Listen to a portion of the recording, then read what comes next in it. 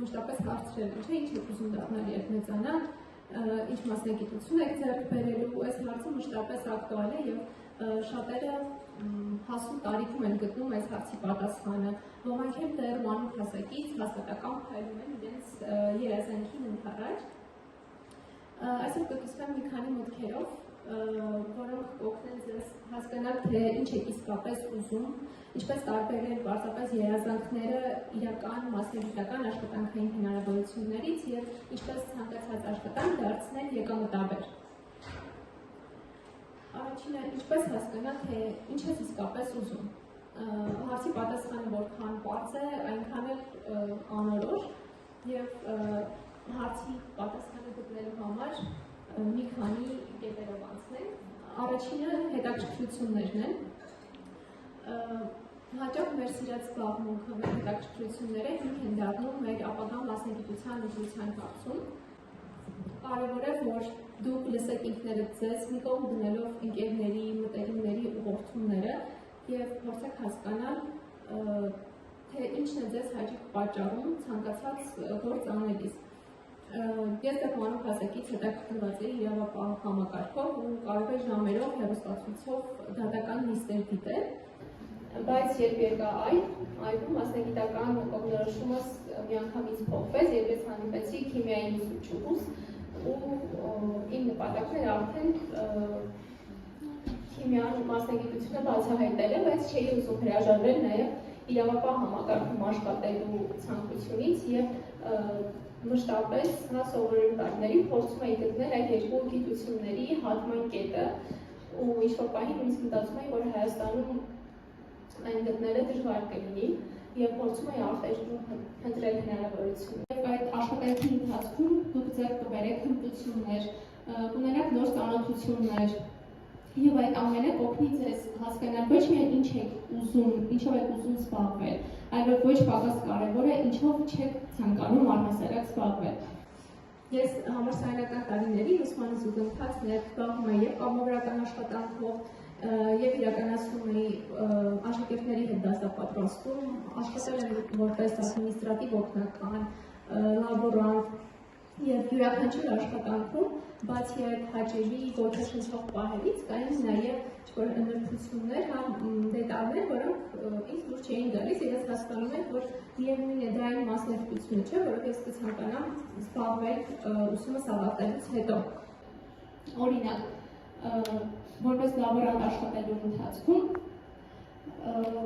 ինձ պակասում է շփումը գործընկերներից եւ այլ մարդկանց հետ։ Յուրաքանչյուրը գնում է, պարզապես կատարում է իր օրվա համար նախատեսված փորձարկումները եւ դրանով սահմանափակվում է իրենց աշխատանքը։ Կամ օրինակ ադմինիստրատիվ օգնական աշխատելու ընթացքում հաճախ գործիչ էի դնում ինչ-որ վերլուծական կարողություններ, հա, ու սովորական այդ առօրյա աշխատանքը ինձ համար վերածվում էր մեխանիկականի, ինչը չպահի արդեն ձանձրույթ էր պատճառում։ Եվ հաջորդը, թե ինչն է ձեզ ոգեշնչում, հա, յուրաքանչյուր թվարկածս աշխատանքներում փորձեք գտնել այն դետալները, որոնք որ ձեզ ոգեշնչում են, որոնց համար դուք պատրաստ կլինեք ամեն առավոտ վաղ արթնանալ եւ շտապել աշխատանքի։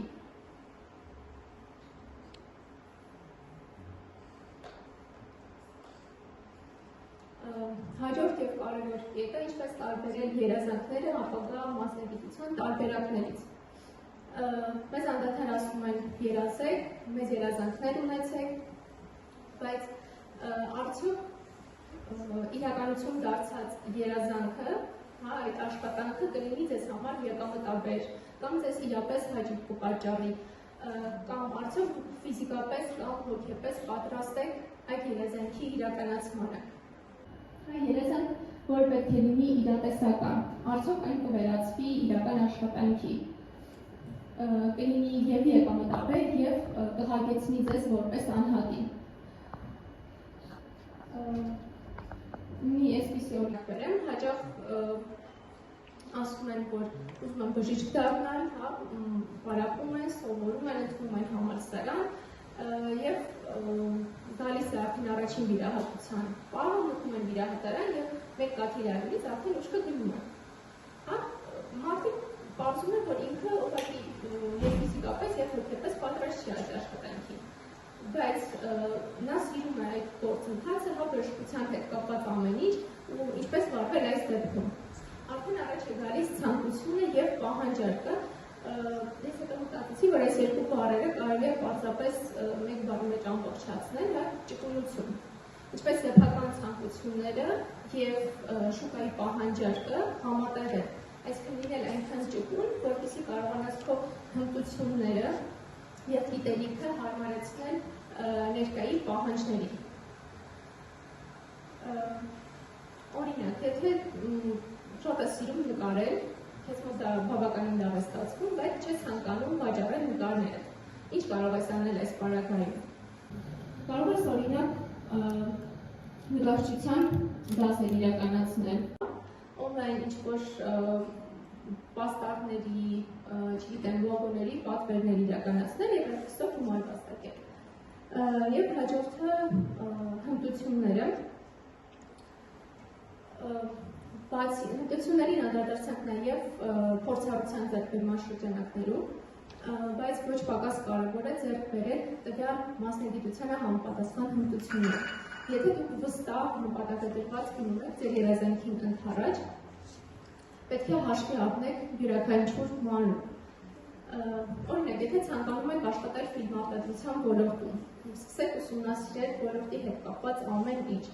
չգիտեմ, ֆիլմի սցենարից սկսած մինչև դերասանական կազմի ընտրություն, լուսավորություն, տեսախցիկներով աշխատանք, ամեն բան։ Ու կհասկանաք, որ յուրաքանչյուր պահի ձեր բերած գիտելիքը ձեզ ոչ միայն մեկ քայլով ավելի է մոտեցնելու այդ երազանքի իրականացմանը, այլ նաև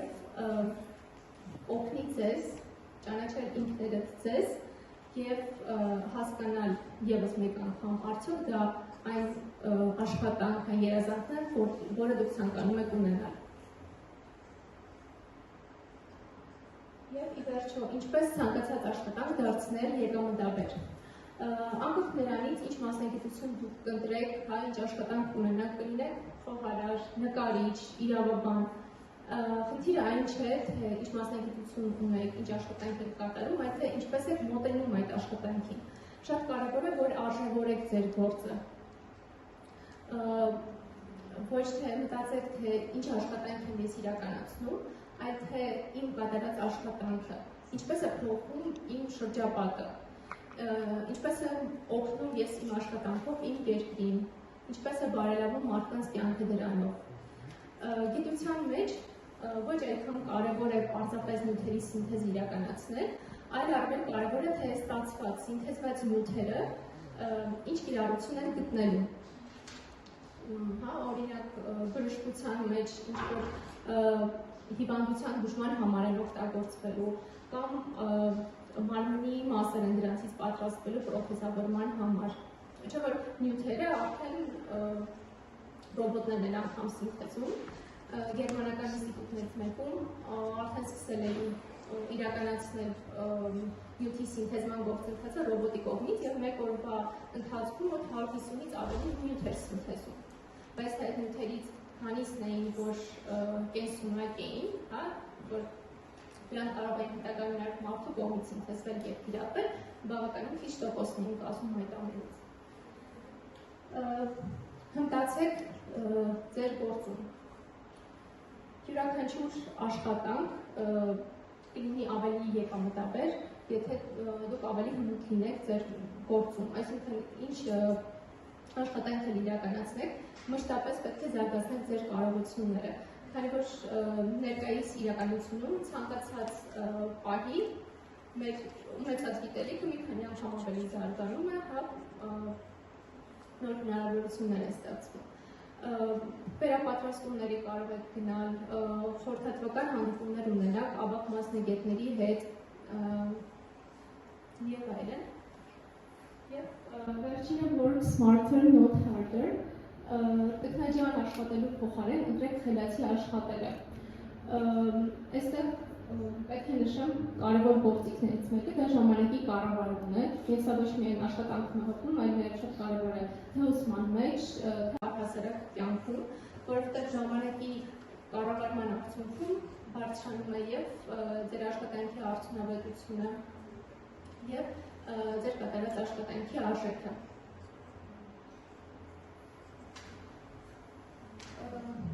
Կարճ ամփոփելով, ուզում եմ նշեմ, որ մասնագիտական կողմնորոշումը պարզապես ընտրություն չէ, ինչ-որ մեզ համար կանխատեսված, ինչ-որ նախատեսված ուղին գտնելու մասին չէ, այլ ճանապարհը, որի ընթացքում դուք բացահայտում եք ինքներդ ձեզ, ձեռք եք բերում հմտություններ, նոր ծանոթություններ եւ